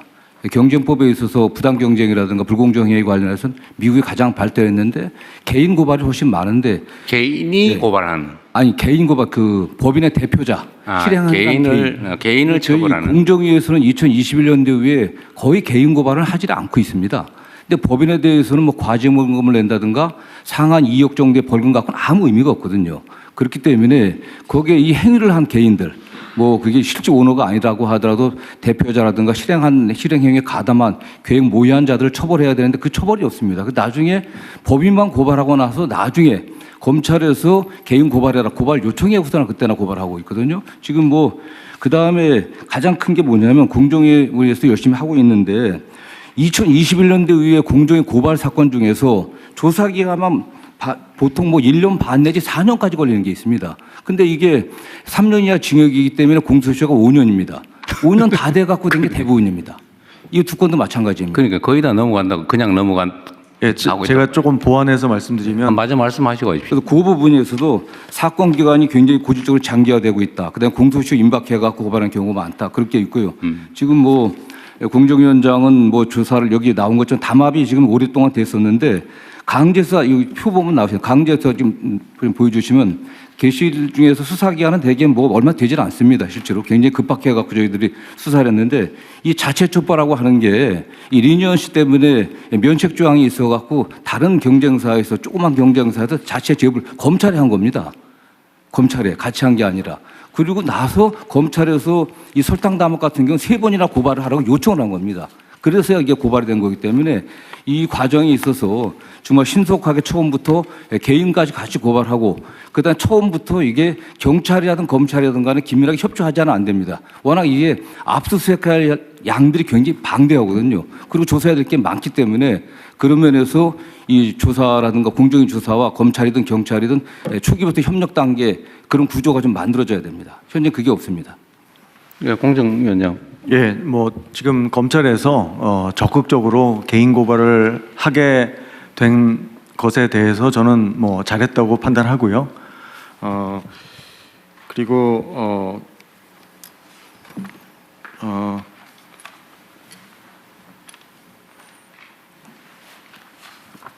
지금 그 밀가루 사건이나 설탕 사건 같은 경우에 이제 이 조사 기간이 일반적으로 다른 선진국도 담합 사건은 상당히 길어질 수밖에 없습니다. 실제로 공정위의 담합 사건 평균 사건 처리 기간은 다른 선진국에 비해서 느린 건 아니고요. 실제로 그 검찰에 이제 자진 신고했을 때 일반적으로 같이 신고합니다. 공정위하고 검찰하고 이게 일반적인 행태고요. 설탕 사건의 경우는 자진 신고 1순위, 2순위가 검찰하고 공정위가 달랐습니다. 그거 이제 자, 그런 얘기는 그냥 됐고요. 네. 하여튼 이 고발 문제도 범죄를 저지르면 원칙적으로 아무나 체포까지 할 수 있는 게 형사소송법의 대원칙인데 왜 공정거래 사건은 누군가가 꼭 고발해야 되고 고발 안 하면 수사도 못하고 기소도 못하고 처벌도 못하고 그게 말이 이상하지 않아요? 저번에 제가 공정위원장님한테 그 얘기 한번 취임 초기에 물어봤잖아요. 예. 전속 고발권 예. 왜 그런 게 필요하냐? 예. 그러니까 지금은 과거에는 고발권 독점했는데 지금은 그렇지 않습니다. 지금은 이제 검찰에서 고발 요청이 오면 공정위는 고발을 할 수밖에 없습니다. 지금 형량법상. 그리고 중기벤처부 장관도 고발 요청을 하면 저희가 고발할 수밖에 없습니다. 그러니까 지금 고발권 독점은 지금 실질적으로 작동하지 않고요. 그런데 예를 들면 밀가루나 설탕 이런 거는 중소기업하고는 관계가 없고 일반 소비자가 피해를 보는데 소비자들은 그 비싼 빵 먹었지 않습니까? 네. 이때까지. 맞습니다. 근데 그 소비자들은 그걸 알아도 고발도 못 한다는 거 아니에요? 왜 고발을 꼭 해야 됩니까? 그러니까 이 공정위 권한이 너무 커요. 그 전속 고발을 폐지하든지 예, 아니면 일정 숫자 이상의 국민들한테 고발권을 주든지 예. 뭐 그렇게라도 좀 풀어야지. 이거를 제가 얘기를 들어보면 인력 부족 뭐 너무 많아서 그런다는데 아니 그렇게 너무 많이 위반하는 사회가 이상한 사회지. 그걸 고쳐야지. 어떻게 너무 많아서 고발된 사건만 그러면 자의적이 되잖아요. 다 위반하는데 이 중에 미운 사람 뭐 특별히 이유 있는 사람 거기만 고발해서 처벌하고 나머지는 해당도 그게 말이 됩니까 그게? 그게 정상 사회가 아니죠. 하여튼 지금 현재 공정위에서 고발권을 확산시키는 방향으로 지금 제도 개편안을 만들고 있습니다. 그래서 특히 지자체 쪽으로 고발권을 좀 확대하는. 좋은데 너무 오래 걸린다 그 말이에요. 예. 이거 제가 얘기한 지 몇 달 된 것 빨리 같은데. 하겠습니다. 예. 어쨌든 그것도 좀 챙겨 보시고요. 예.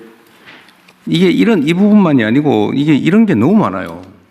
이 권한을 가진 사람들이 자의적으로 누구는 봐주고 누구는 선별해서 하고 이렇게 하면 그 사회가 정상적인 사회가 아니잖아요. 그 권력 남용의 가능성도 커지고. 이게 업무보고 때 제기하셨던 문제인데요. 네. 속도하고 그다음에 내용을 전속고발권 문제는 조금 공정이만 보는 것이 아니라 같이 볼 필요가 있는 것 같아서 함께 챙겨보겠습니다. 그러십시오. 그러면 속도가 총리실에서 좀 챙겨서 어쨌든 기업 운영 영역의 이런 체계적인 범법 행위에 대해서는 왜 저는 사회적 폐해나 이런 게 훨씬 더 큰데 저 계란 한 판 훔쳐먹은 서민하고는 차원이 다르잖아요. 근데 계란 훔친 사람은 꼭 잡아 처벌해. 근데 기업들이 국민을 상대로 이렇게 그 거대 범죄를 저지르는 건 뭐 이리 장애물이 많아요, 처벌하는데. 근데 이거 근본적으로 좀 신속하게 획기적으로 좀 바꾸시면 좋겠어요. 예. 그러면은 마지막으로 지금 밀가루, 설탕은 지금 이제 과징금 처분을 아직 안 한 거잖아요, 그죠? 안 했습니다. 설탕은 2월 10일 전원회의가 있어서 그때 심의가 이루어집니다. 2월 10일? 10일. 그동안에 시행령을 안 바꿔놨으니 옛날 시행령에 의해서 이것도 경미하게 결국 과징금 처분할 거 아닙니까? 제가 최대한 부당이익 환수를 할 수 있는 것으로서 최대한 신중하게 검토. 과징금 처분의 기준을 우리가 바꾸면 그 내부 처분 기준인데 시행령으로 해놨으면 그것도 법규라서 거기에 따르지 않으면 또 취소 사유죠. 예. 법제처장님 어떻습니까? 그러죠. 예. 그래 빨리 고쳤어야지. 근데 만약에 처분 기준을 바꾸면 바꾸기 전에 벌어진 일도 바뀐 시행령 규칙에 의해서 처분을 할 수 있는 거죠, 이론적으로? 실제로 법원에 소송으로 가게 되면은 그거는 그 행위 소급에서 당시 불이익을 규정으로 해요? 준 걸로 봐서 효력을 인정 안 하려고 할 것 같습니다. 행위 당시 기준으로 한다고? 예. 차관이 이건 뭐 어쨌든 방법을 좀 찾아서 최대한 신속하게 하십시다. 예, 최대한 엄중하게 네. 저 경종을 울리는 그런 결과를 내도록 노력하겠습니다. 진짜 경종 울려가지고 종 울리면 놀래야지. 이거 안 놀래 이게. 예, 저 굉장히 심각하게 보고 있습니다. 이 사건에 대해서. 종 소리 내면 놀래야 경종이지. 네. 네. 예. 다른 의견 없으시면 진행된 논의 반영해서 저희들이 진행하겠습니다. 접수하겠습니다. 다음은 외국어선 불법 조업 경제적 제재 강화 방안을 해양수산부 차관께서 보고해 주십시오. 네, 해양수산부 차관입니다. 외국어선 불법 조업 경제적 제재 강화 방안을 보고 드리겠습니다. 먼저 검토 배경입니다. 지난 12월 23일 해수부 업무보고 시 외국어선 불법 조업에 대해서 최대 벌금액을 현행 3억 원에서 10억 원까지 상향하는 방안을 보고 드렸습니다. 이에 대해 대통령님께서 과징금 제도를 도입을 하고 필요시 금액도 더 상향하는 등 경제제재 강화 방안에 대해서 검토를 지시하셨습니다. 이에 대해서 해수부와 해경은 현장 단속 인력을 포함한 TF를 구성해서 대안을 마련을 하였습니다. 먼저 과징금 도입에 대한 검토 결과입니다. 현행 제도는 불법 어선이 납포되면 검사가 담보금을 부과하고 담보금 납부 시 어선과 선원은 석방됩니다. 이후 재판을 거쳐서 벌금이 확정되면 보관하던 담보금이 벌금으로 대체되어 국고로 귀속됩니다. 이를 볼 때 담보금이 경제적 제재의 성격을 가진다고 볼 수 있습니다. 이러한 제도는 유엔 해양법 협약 73조의 규정과 이를 반영한 국내법인 경제수역어업주권법에 따른 것입니다. 다음 쪽입니다. 과징금 도입 시 과징 금액은 통상 불법 이득에 비례하여 산정하게 됩니다. 타 입법례에 따라 불법 어획물에 3 내지 5배의 과징금을 부과한다고 가정할 경우 과징금이 최대 1억 원 정도에 불과해서 벌금보다도 더 낮게 책정될 가능성이 높습니다. 또한 설사 과징금을 부과한다 하더라도 국내에 거소와 재산이 없는 외국인 선주가 납부할 가능성도 낮습니다. 과징금 미납 시에는 납포된 어선을 몰수하고 있고 어선 몰수는 외국인 선주에게 어느 정도의 경제적 제재로 작용하기는 합니다만 우리 정부 입장에서는 몰수 어선의 공매 대금이 소액에 불과하여 부당이득 환수 효과가 미미합니다. 따라서 외국 어선에 대한 과징금 부과보다는 현행 제도인 벌금과 담보금을 상향하는 것이 경제적 제재로서 더욱 효과적이라고 판단하였습니다. 이에 따른 경제적 제재 강화 방안으로 벌금액을 3억 원에서 15억 원으로 대폭 상향 조정하겠습니다. 다음 쪽입니다. 법무부와 협조하여 담보금 부과 기준도 벌금에 맞추어 상향 조정하겠습니다. 또한 현재 어선 톤급에 따라 차등 부과되던 담보금을 톤급에 관계없이 최고 금액을 부과하는 방안을 적극 검토하겠습니다. 예를 들어 죄질이 가장 나쁜 유형이라고 할 수 있는 무허가 조업 어선에 대해서는 15억 원의 담보금을 부과하는 것입니다. 이와 병행하여 중국 내 처벌도 강화하겠습니다. 중대 위반 어선은 담보금 납부 시에도 중국 해경에 인계하여 중국에서도 처벌받게 하겠습니다. 향후 추진 일정입니다. 최고 벌금액을 3억 원에서 10억 원으로 상향하는 법률 개정안이 이미 발의되어 있습니다. 국회 논의 과정에서 이를 15억 원으로 상향토록 추진하겠습니다. 또한 벌금 상향 시 담보금 부과액도 상향토록 법무부, 외교부 등 관계기관과 적극 협의해 나가도록 하겠습니다. 이상입니다. 이게 지금 중국 불법어선 문제는 중국 당국이 무슨 방임을 하거나 조장을 하거나 그런 건 아니라는 거죠? 최근에 많이 줄었습니다. 물론 근절되고 있다고 보긴 어렵습니다만 지난 한 몇 년간 추이를 보면 이제 그러니까 이게 중국 정부의 무슨 암묵적 방침이나 방임에 의한 것은 아닌 것으로 보여진다 그 말이잖아요. 네, 저희들 그렇게 판단하고 있습니다. 실제로 뭐 그런 것 같은데 중국으로 넘기면 실제로 처벌한다는 거잖아요. 그렇습니다. 최근엔 그렇게 하고 있습니다. 그런데 이게 벌금을 상한을 높이고 벌금 상한액에 해당되는 담보금을 내면 사람도 석방해 주는 거고 배는 응유하는 거죠. 배도 보내요. 담보금을 납부하면 배도 보내줍니다. 배도 보내. 예, 그게 국제해양법 협약. 실제로는 이제 뭐 벌금을 내든 말든 되돌아보지 않는 거잖아요, 그죠? 그러니까 실제로는 담보금만큼 벌금이 선고되고 그럼 몰수되고 이제 종결하는 거죠. 그렇습니다. 그래서 그걸 15억으로 올린다. 뭐 그건 뭐 그렇게 하시면 될 것 같고 담보금을 올리기 위해서는 어떤 조치가 필요해요? 그건 담보금이라고 하는 건 어디에 근거한 제도예요? 그거를 시행하는 과정에서 담보금이라는 것도 현 법을 고쳐야 되는 거 아닌가요? 대통령님 네. 오른쪽입니다. 네. 해양경찰 네. 직무대행이 말씀드리겠습니다. 일단 그 이지어업법에 벌금을 상한을 해놔야 됩니다.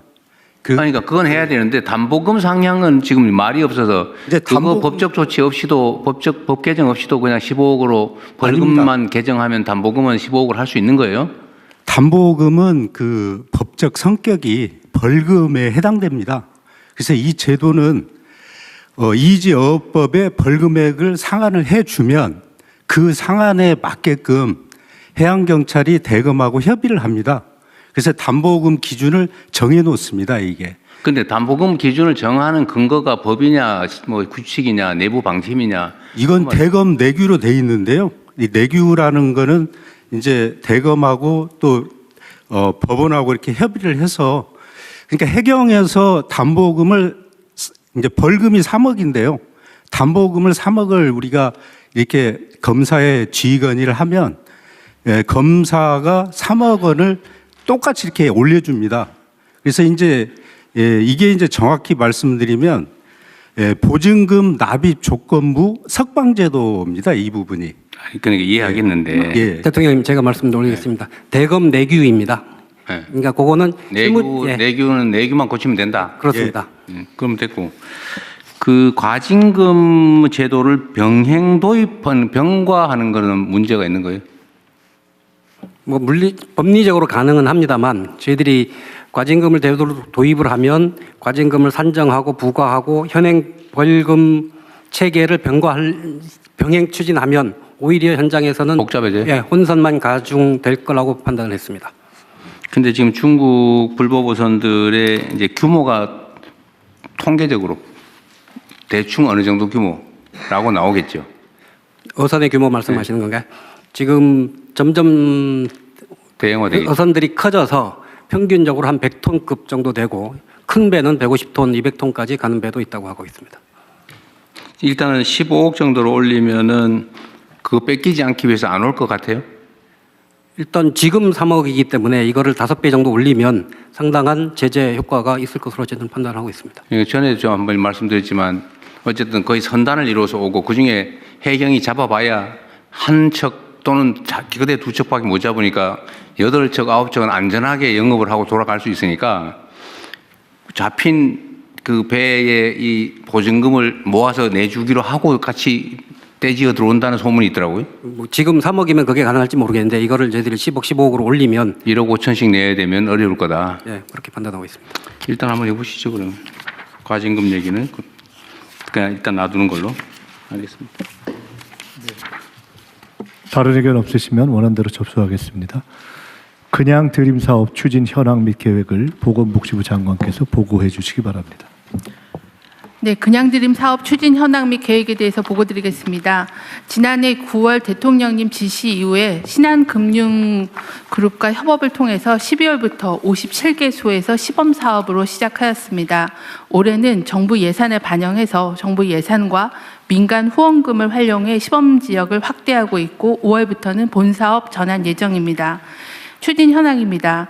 1월 30일 기준으로 현재 67개 시군구에서 107개의 코너를 운영하고 있습니다. 접근성을 높이기 위해서 푸드마켓, 푸드뱅크뿐만 아니라 행정복지센터, 사회복지관에도 코너를 설치하고 있고 신안군 등 일부 시군구는 복수로 센터를 운영하고 있습니다. 지난 2달 시범사업 기간 동안에 3만 6천여 명이 이용하였습니다. 이 중에서 16.8%는 기본 복지 상담을 제공하였고 6.2%는 읍면동 심층 상담으로 연계하였습니다. 현재까지 209명에게 기초생활 수급, 긴급복지 등 공적 복지 서비스를 연계 제공하였습니다. 설 명절을 앞두고 발굴된 위기 가구 중에서 에너지 취약계층에는 후원금으로 방한용품도 지원할 예정입니다. 다음은 주요 성과입니다. 그냥 드림 사업을 통해 기본 먹거리 보장은 물론 위기 가구를 다수 발굴하여 복지 자원과도 연계하였습니다. 사례에서 보시다시피 생계가 어려워 정부 지원이 필요함에도 그동안 지원받지 못하던 국민들이 누구나 이용 가능한 그냥 드림 사업을 계기로 복지 서비스를 지원받을 수 있게 되었습니다. 또한 지역 특성을 고려한 다양한 모델이 발굴 확산되고 있습니다. 경기 화성시는 자체 금융복지사업과 연계를 통해 화성형 통합 지원을 제공하고 있고 도서 지역인 전남 신안군은 이동식 드림카를 운영 중에 있습니다. 또한 신한금융그룹 한국청과와 업무 협약을 체결하고 또 농림부 및 농협 그리고 농협이 농촌형 그냥 드림을 추진하는 등 민간과 정부 부처 간의 협업 사례도 확대하고 있습니다. 시범 사업 과정에서 나타난 문제점은 신속하게 보완하겠습니다. 참여 지역은 지속 확대하고 거동이 불편한 노인 장애인에 대해서는 대리 수령하는 것을 허용하고 이동 서비스 활성화 등을 통해서 보완하겠습니다. 노인 일자리, 자활 일자리를 활용해서 지원 인력 배치를 확대하고 현재 물량 부족이 가장 문제인데요. 전국과 광역 푸드뱅크의 여유분을 신속하게 재배분하고 민간 자원을 발굴하는 노력도 지속하겠습니다. 향후 계획입니다. 현장 성과와 한계를 면밀히 분석해서 5월 본 사업을 내실 있게 준비하고 그냥 드림 코너를 300개소 이상 확충할 수 있도록 하겠습니다. 협조 요청 사항입니다. 지방정부가 신속하게 사업에 참여할 수 있도록 행정안전부의 협조를 부탁드립니다. 신속한 코너 확대 등을 위해서는 추가 예산 확보가 필요합니다. 기획예산처의 협조를 부탁드립니다. 대국민 홍보 관련해서는 문화체육관광부의 지원을 부탁드립니다. 이상 보고를 마치겠습니다. 네. 이게 지금 전국이 시군구가 250 몇 개 아닌가요? 현재 시범사업을 하고 있는 데는 67개 시군구고요. 아니, 그러니까 107개 코너만 운영을 하고 있습니다. 226개 시군구 17개 전역에서 228개입니다. 예. 기초 단체가 228, 네. 228인 것 같아요. 67개만 하고 있다는 거 아니에요 지금? 네. 그럼 나머지는 지금 안 하고 있다는 거잖아요. 아니요, 현재 계속 준비 중에 있고요. 올해 예산이 반영된 거는 150개소까지 확대하는 거는 계획이 되어 있어서 순차적으로 사업을 진행하고 있습니다. 이거 실제로 예산도 거의 들지 않는데. 제일 많이 드는 거는 물품 구매하는 비용이 한 반 이상 들고요. 그 다음에는 이제 전담 인력에 대한 수당이나 인건비 지원이 좀 들어갑니다. 제가 보기에는 주민자치센터나 이런 데다가 공간이 좀 있으면 설치하고 저기 자원봉사 시켜도 될 텐데 그럼 너무 엄격하게 막 고용하고 무슨 규모 있는 사무실 만들고 이렇게 할 필요 없는데요. 지금은 이제 푸드뱅크, 푸드마켓을 이용해서 하고 있고요. 아까 보고 드린 것처럼 사회복지관이나 읍명동 복지센터에다 설치한 지역도 있어서 그 그러니까 지역은 지역 형편에 맞게 결정하실 그러니까 수 있게 하면 푸드뱅크나 뭐 푸드마켓에서 하면 그냥 자원봉사 모집하든지 뭐 이렇게 해서 될 것 같고 네네. 그거 꼭 씌워가지고 라면 5개 뭐 이거 안 해도 되잖아요. 적당하게 집어가게 하고. 네, 지역별로 또 특성 있게 패키지도 구성해서 제공하고 있고요. 이제 아무래도 드리기도 하지만 2번, 3번 방문하시는 분에게는 좀 기본적인 복지 상담이나 연계를 하기 때문에 그게 필요하긴 그런 부분이 한데. 좀 인력이 들어갑니다. 그 말은 맞는데 그거를 못 하기 때문에 이 사업을 아예 시작 안 하는 것보다는 그걸 못 하더라도 음식물 교부 사업이라도 하는 게 낫지 않냐 네. 이런 말씀이에요. 네. 보완을 해나가더라도 이게 다 갖춰진 다음에 하겠다는 것보다는 낫지 않을까 싶어서 하는 말씀입니다. 네, 좀 더 유연하게 확대 방안을 지자체하고 협의하겠습니다. 신속하게 좀 확대하시고요. 네네. 이거 사실 뭐 이거 먹고 살만한 사람들은 뭐 이런 거를 하냐 그런 거 하면은 무슨 복지병 걸린다 이런 소리 할 수도 있는데 굶어본 사람은 이게 뭔 일인지를 압니다. 이게 배고픈 게 얼마나 서러운지. 가족들 끌어안고 죽는 사람도 있어요.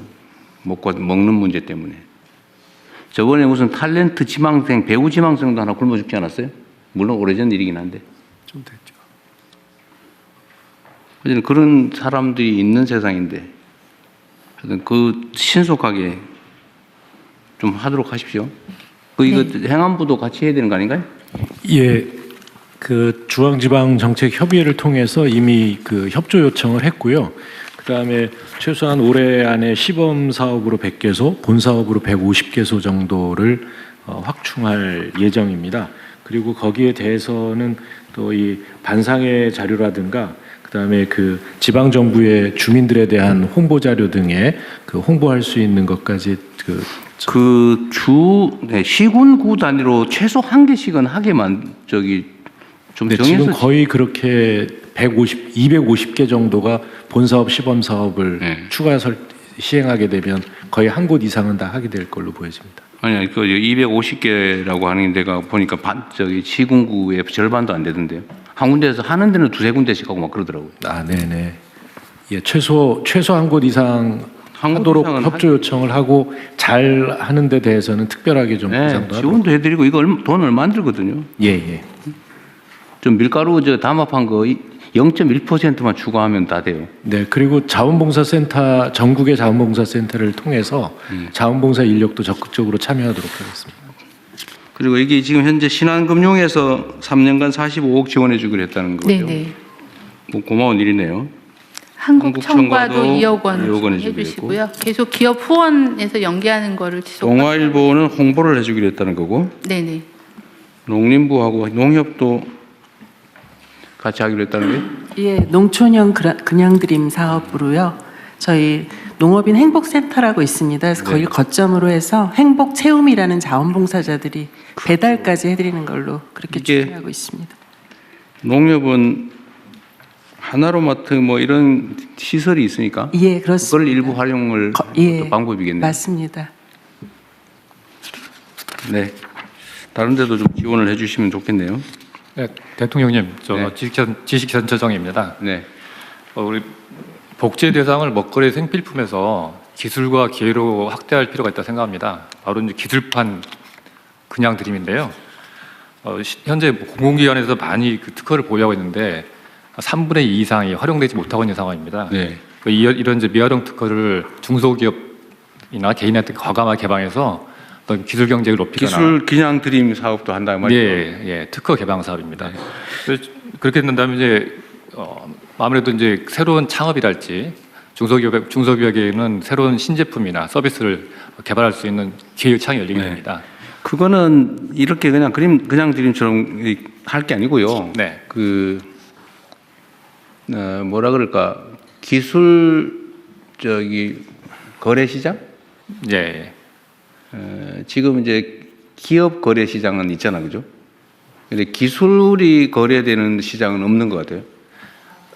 기술거래시장은 그 기술보증기금이 만들어 놓은 데가 있어서요. 거기서 거래가 일어나고 있거든요. 근데 그거는 이제 이걸 팔아서 돈을 벌겠다는 사람들만 모여 있는 걸 테고 네. 지금 저 주식거래처 처장님 말씀은 사실상 사장돼 있는 온갖 아이디어, 뭐 실용신안이나 이런 것들도 있는데 그 중에서 동의를 받아가지고 그냥 쓸 사람 써라라고 개방해 줄 수 있다는 거잖아요. 예, 공공기관이나 대기업들 같이 예를 들면 무상 거래 영역, 유료 거래 영역 이렇게 나눠서 해도 되고 네, 그걸 확대하도록 해보시죠. 네네 말씀하신 것처럼 무료도 들어오면 훨씬 더 활성화될 것 같습니다. 상위에서 확대하겠습니다. 대통령님, 오른쪽입니다.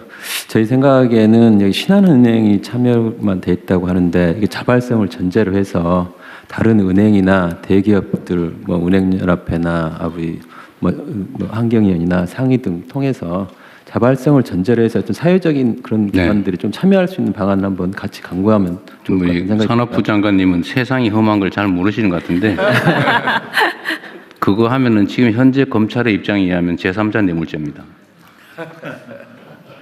한번 정부 업무에 관계되어 있는 기업들에게 업무와 관련이 있는데 기부를 정부 이름으로 받는다 또는 제3자한테 하겠다. 제3자 뇌물죄로 다 깜빵을 가게 됩니다. 한번 방안을 한번 생각해 보겠습니다. 현재 저희 보건복지부가 기업의 나눔을 좀 더 체계적으로 수요와 또 기부자를 매칭하는 그 협의체와 협의 시스템을 만들고 있거든요. 그러니까 그런 걸 통해서 기업의 후원이나 나눔을 좀 연계할 수 있도록 더 하여튼 지금 현재는 그거를 권유를 하거나 알면서 받는 것도 다 제3자 암묵적 묵시적 청탁에 의한 것이기 때문에 다 이재명 사례에 의하면 다 제3자 뇌물로 기소입니다. 그러니까 기업은 후원이나 나눔을 하고 싶어도 어디에 어떻게 하는 게 좋을지 그런 수요처를 찾기가 어려운 부분도 있어서 그걸 사회복지 연계하는 공동모금회나 뭐 이런 데가 사회복지 공동모금회에도 기부를 하는데 기업이 자체적으로 또 사회복지 사업을 하는 데가 늘어나고 있어서요. 이제 그런 수요와 공급을 공무원들이 하면 그런 시비가 벌어질 수 있다. 네. 참고하십시오. 네, 민간 협의체를 좀 만들어서 좀 투명하게 해보겠습니다. 투명하게 해도 안 돼요. 저 과기혁신본부장입니다. 이쪽입니다. 네, 두 가지 말씀드리고 싶은데요. 지금 방금 지재처장님하고 한번 얘기했던 게 있는데 지금 각 대학이나 연구기관이 가지고 있는 소위 장롱특허라는 게 있습니다. 그 장롱특허를 유지하기 힘들기 때문에 매각하기를 원하는데요.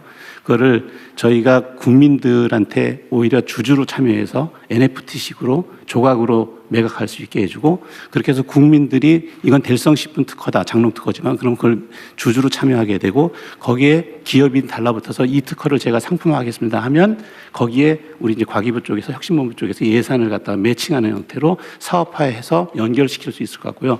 두 번째는 우체국이 전국에 3,300개 정도 있습니다. 그다음에 주민센터들이 한 3,500개 있으니까 그 공간이 상당히 여유 있는 공간들이 있으니까 그 우체국 같은 데다가 서로 남는 음식이라든지 우리가 지금 잉여 생산된 제품들을 놓고 그냥 드림을 하면 되지 않을까 이런 생각도 듭니다. 이상입니다. 네. 그러면 위에 말씀해 주신 내용을 참고하시고요. 원안대로 접수하겠습니다.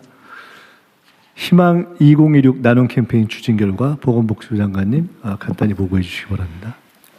네, 희망 2026 나눔 캠페인 추진 결과를 보고드리겠습니다. 지난해 12월 1일부터 사회복지 공동모금의 주관으로 추진된 희망 2026 나눔 캠페인은 올해 1월 31일부로 종료되었습니다. 국민, 기업, 정부 등 사회 각계각층에서 성금 모금에 적극 동참해 주신 결과 가장 짧은 기간 내에 모금액 목표를 달성했고 모금액도 최고 기록을 달성하는 등 의미 있는 성과가 있었습니다. 1월 31일 기준으로 모금액은 약 5,124억 원으로 취약계층의 생활 안정 지원, 교육 자립 지원, 맞춤형 돌봄 등 사회적 위기 대응을 위한 사업에 활용될 예정입니다. 국민 여러분과 기업, 정부와 관계기관의 협조에 깊이 감사드립니다. 이번 캠페인은 종료되었으나 일상에서 어려움을 겪는 이웃들은 우리 주변에 많습니다. 나눔 문화가 지속적으로 확산될 수 있도록 국민 여러분과 기업, 정부의 관심과 나눔 참여를 부탁을 드립니다. 감사합니다. 네, 이거 정말 감사해야 될 일인데 그 경제 상황이 이렇게 나쁜데도 모금액이 사상 최고를 기록했다는 건 정말 대단한 일이에요. 우리 참여해 주신 분들한테 감사의 박수를 한번. 네.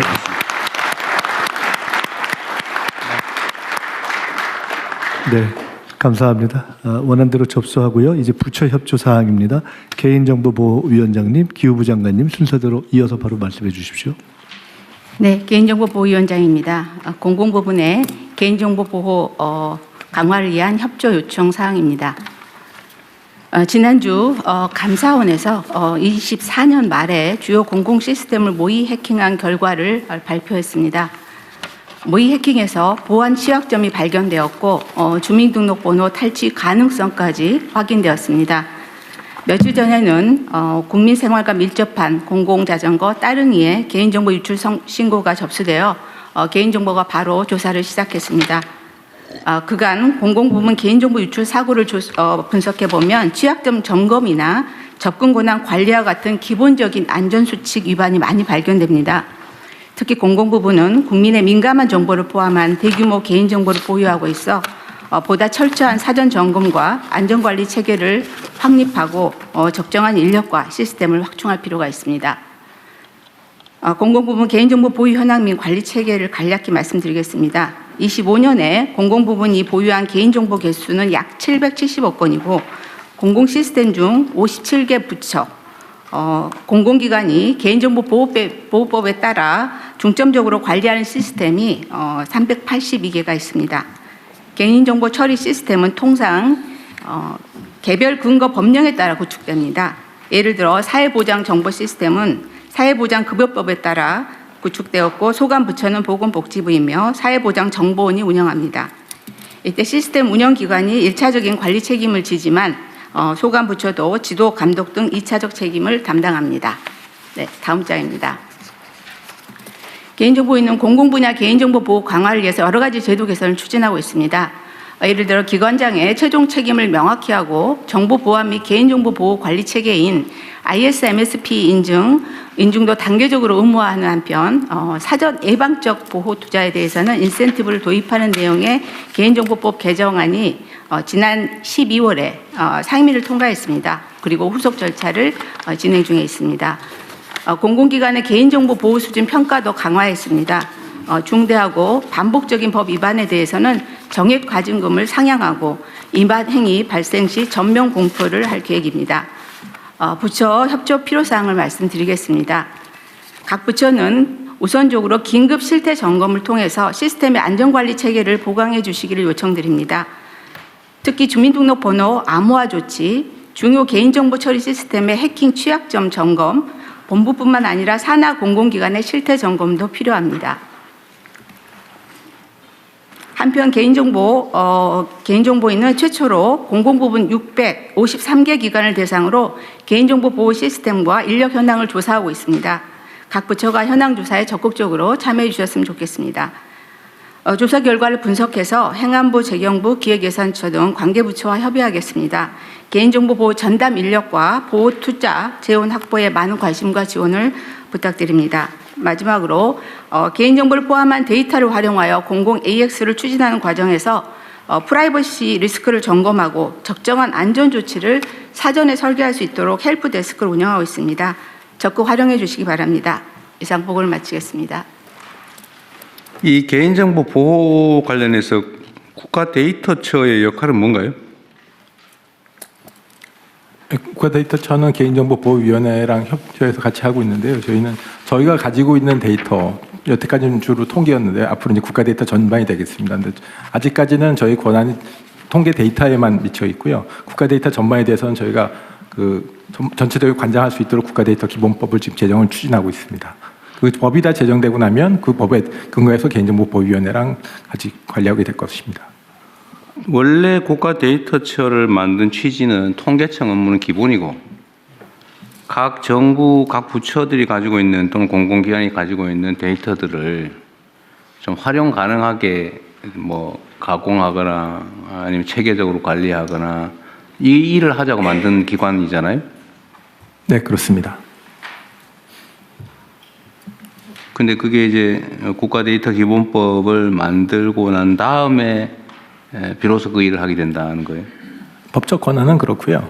법이 제정되기까지는 시간이 걸리기 때문에 저희가 기본법 그 틀을 만들어서 지금 연구 용역이 진행 중이고 관계부처 협의 진행 중인데 그 이전에라도 그 기본적인 역할을 할 수 있도록 하기 위해서 국가통계위원회 내에 특별 분과를 만들어서 그 업무를 지금 협의해 나가려고 지금 준비를 하고 있습니다. 자, 개인정보보호위원회는 정보보호 업무에 이제 특화되는 측면이 있는 거고, 그죠? 정보 보호 업무에 특화되어 있지만 동시에 또 안전하게 활용할 수 있도록 그러니까 어떻게 그건 보호를 당연하고. 가져갈 건가 같이 보고 있습니다. 여기는 이제 보호, 안전 뭐 이런 게 여기에 중점이 있다면 데이터처는 활용에 중점이 있어야 되잖아요. 예, 그렇습니다. 그리고 이게 지금 보니까 1차 책임은 데이터 발생하는 운영기관, 2차는 소관 부처 이렇게 되어 있고 개인정보보호위원회는 보호정책 위반 시 조사 제재, 그러니까 안전과 보호에 중점이 있는 거고 여기 데이터 관리에 대해서 최종 책임 기관은 각 부처는 자기 거니까 당연히 일상적 관리를 하는 거고 네. 데이터를 활용 가능하게 조정 관리 가공하거나 또는 네, 전체적인 기본 틀은 저희 국가 데이터처에서 만들어서 관리해야 될 것 같습니다. 국가 최고 데이터 책임자는 데이터처장인 거죠. 네. 그거 명확하게 해야 됩니다. 그렇게 하겠습니다. 네. 네. 네, 다음은 기후부 보고 드리겠습니다. 공공기관 아리백 추진과 관련한 이행 협조 요청 사안입니다. 재생에너지 중심 에너지 대전환을 추진하기 위해서는 공공기관이 선도적 역할을 해줄 필요가 있습니다. 공문법상 경영평가를 받고 있는 공공기관이 총 88개가 있는데요. 그동안은 재생에너지를 늘릴 특별한 유인 효과가 없었습니다. 그런데 지난해 말에 재경부에서 적극적으로 도와주셔서 공공기관 경영평가 안에 재생에너지를 늘리면 가점을 받을 수 있도록 제도가 개편이 됐습니다. 현재 현황을 대충 살펴봤더니요. 현재 공공기관이 재생에너지 전력을 사용하는 비중이 현재 14%인데 대부분 수자원공사가 하고 있고요. 나머지 87개만 평균 내면 2%에 불과합니다. 그런데 이제 국제 기준이 2030년까지는 60%로 늘려달라는 요청도 있고 해서 정부기관이 적극적으로 노력해서 공공기관이 60%로 늘려보려고 하고 있습니다. 잘 아시겠습니다만 코레일이 가지고 있는 철도부지나 도로공사가 갖고 있는 도로부지 또 농어촌공사가 갖고 있는 저수지 수자원공사가 가지고 있는 댐 수면이나 이런 데들을 활용하면 얼마든지 공공기관이 노력해서 특히 태양광 중심의 재생에너지를 늘리는 것은 가능할 거라고 보고 있습니다. 이를 위해서 기후부가 공공기관 K 아리백 펀드도 조성해서 지원할 예정으로 있고요. 또 다음 주에는 정식으로 공공기관 아리백 출범식도 개최할 예정으로 있습니다. 이 점 감안해서 우리 각 부 장관님들께서 소속기관의 공공기관이 적극적으로 재생에너지를 늘릴 수 있도록 많이 협조해 주시면 감사하겠습니다. 아울러 햇빛소득마을, 바람소득마을도 적극적으로 추진될 수 있도록 도와주시면 대단히 감사하겠습니다. 이상입니다. 네. 햇빛 소득, 바람소득 사업은 아주 자잘한 사업이 전국에 산재하게 되는데 하여튼 손이 많이 가는 사업이죠. 그렇습니다. 행안부 그다음에 농식품부 이것도 속도를 좀 챙겨주시기 바라고요. 그리고 하나는 이게 당연한 얘기일지 모르겠는데 이제 소규모 태양광 발전 사업소가 여러 군데 있게 되잖아요. 이렇게 되면 이거하고 대규모로 발전 시설을 만드는 경우에 생산 원가, 좀 발전 단가의 차이가 어느 정도나 할까요? 지금 뭐 해외는 그렇게 하면 되게 킬로와트당 50원 선까지도 떨어지고 심하게는 30원까지도 떨어지는데요. 우리나라는 대규모로 하더라도 80원에서 100원 사이인 것으로 보여집니다. 그런데 보통 100kW 정도 하거나 1메가 정도 하는 거는 1메가 정도 하면 우리 제품으로 할 경우에 12억에서 13억 정도 들어가고요. 중국산으로 하면 10억 정도 들어갑니다. 아, 이 30% 정도, 20% 남짓 더 든다. 그렇습니다. 근데 우리 제품으로 1메가 하는데 12, 13억 정도면요. 그럼 킬로와트당 단가는 얼마예요? 그렇게 하면 이런저런 거품을 빼고 하면 사실은 100원에서 120원 정도면 가능한 수준입니다. 그래서 태양광은 조금만 더 노력하면 100원대 이하로 낮출 수 있다고 판단하고 있습니다. 보통 태양광 발전하면 소위 지대 있잖아요. 임대료, 땅값, 땅 임대료, 기회비용. 이게 우리나라 땅값이 비싸서 그게 꽤 높을 거 아니에요? 그러니까 일반 개인 사업자가 임대료 내고 진입료 내고 또 은행에 이자 내고 또 자기 수익 다 계산해서 지금 거품이 좀 껴 있는데요.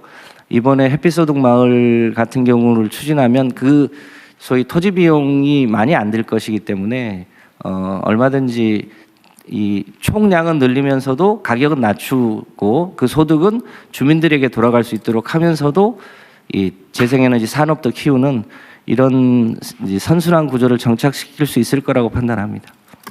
그 태양광은 그렇다 그러고 그러면 풍력 발전은 육상 풍력 그다음에 해상 풍력 중에서 고정식 연근해 고정식하고 좀 원거리의 그 부유식하고 이거에 좀 장기 단가는 얼마 정도예요? 현재 부유식은 실제로 한 400원, 500원 선까지. 현재 상태로? 이제 일반 해상 풍력 고정식은 300원대인데 저희가 여러 가지 제도를 개선하면 실제로 임기 중에 200원대로 낮추는 건 어렵지 않을 것 같고요. 궁극적으로 150원대까지 해상 풍력도 낮출 수 있다고 판단하고 있습니다. 지금 육상 풍력은 이미 180원대, 170원대까지 진입을 했습니다. 그래서 육상 풍력도 가격을 더 낮출 요인이 있어 보이고요. 지금 산업용 전기료가 180원이거든요. 그 수준보다 조금 더 낮춰서 재생에너지가 늘어나면 전기료가 올라간다 이런 프레임은 바꿀 수 있을 거라고 판단합니다. 재생에너지 중에 하여튼 제일 싼 거는 태양광인데 태양광은 낮에밖에 안 된다. 그렇습니다. 근데 풍력은 밤에도 발전이 가능하고. 네. 태양광도 ESS 겸용으로 하더라도 1메가에 1억 15억 정도면 할 수 있기 때문에요. 그것도 이제 점차 경쟁력을 가질 수 있을 거라고 판단합니다. 하여튼 대규모의 경제가 좀 실현될 수 있을 정도로 하려면 어쨌든 속도도 내고 규모도 키우고 좀 국내 기술 개발도 해야 되고 그런 거잖아요. 그렇습니다. 그다음에 국내의 재생에너지 생산 지역에서 원거리 송전 비용이 또 많이 들기 때문에 가능하면 해당 지역에 산업을 유치하되 송전 비용을 뺀 좀 낮은 전기료를 공급해야. 네, 송전 비용과 국가 균형 발전 지수와 에너지 집중도 이런 걸 고려해서 소위 지역별 전력 요금을 차등하는 것은 지금 설계 중에 있는데요. 충분히 가능할 것으로 판단하고 있습니다. 좀 이렇게 무지한 질문일지도 모르겠는데 몇 군데 물어봤는데 다들 잘 대답을 못해서 그런데요. 예를 들면 만약 신안에서 바닷가에 염전하고 뭐 이런 데서 태양광 발전을 해서 해당 지역에 있으면은 아까 얘기한 대로 한 뭐 100원 미만인데 만약에 그거를 송전망을 만들어 가지고 수도권까지 끌고 올라와서 쓴다고 할 때 그때는 송전 비용이 예를 들면 송전 시설의 감가상각비도 있을 거고 그죠? 그다음에 뭐 송전 자체에 드는 비용, 관리비 이런 것도 있을 텐데 또 누전되나요? 중간에 손실도 있을 거 아니에요? 네. 하여튼 그런 계산하면 가격 차이 얼마쯤 날 수 있어요? 그냥 추상적으로 정확하게는 안 나올 테고 하지. 대략 1, 20원 정도는 킬로와트당 1, 20원. 네. 근데 그거 엄청난 차이입니다. 20% 한 15% 정도 비용이 추가된다. 즉 가격 차이는 15% 이상 날 수 있다 그런 얘기네요. 그럴 수 있습니다. 실제 비용만? 네. 그냥 참고로 물어봤습니다. 네, 의안 심의로 들어가겠습니다. 심의 전에 통일부 보고사항은 아닙니다만 지역 통합 관련해서 한 가지 보고드리겠습니다. 대통령님께서 오랫동안 일관되게 5극 3특 지역 균형 발전 이걸 국가 목표로 제시한 효과로 연초부터 전국적으로 지역 통합의 큰 흐름이 만들어지고 있습니다. 전남 광주 통합선언에 이어서 어제 전북특별자치도에서 전주 완주 기초단체 통합 선언이 있었습니다.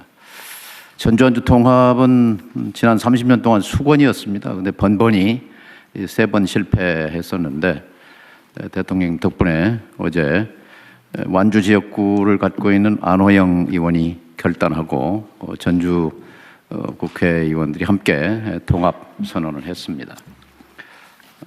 때 맞춰서 어제 총리께서 5극 광역 통합에 대한 지원에 비춰서 삼특에 대한 통합에 불이익이 가지 않도록 하겠다 하는 정부 방침을 하셨는데 지역에 기대가 큽니다. 한 가지 건의드릴 것은 지난번에 광주 전남 통합을 격려 응원하기 위해서 청와대 초청 오찬을 주셨는데 비례해서 전북특별자치도도 그 기회를 좀 주십사 건의를 드립니다. 네. 어떻게 주시겠습니까? 나중에 판단해 볼게요. 네, 진행하겠습니다. 예, 의안 시민은 비공개로 운영되어 오니 언론인 여러분께서는 협조해 주시기 바랍니다. 친한 친구처럼 가족처럼 이렇게 스픽스 애청해 주셔서 감사히 말씀드립니다. 스픽스 구독, 좋아요는 더 큰 힘과 격려가 됩니다. 스픽스 구독, 좋아요.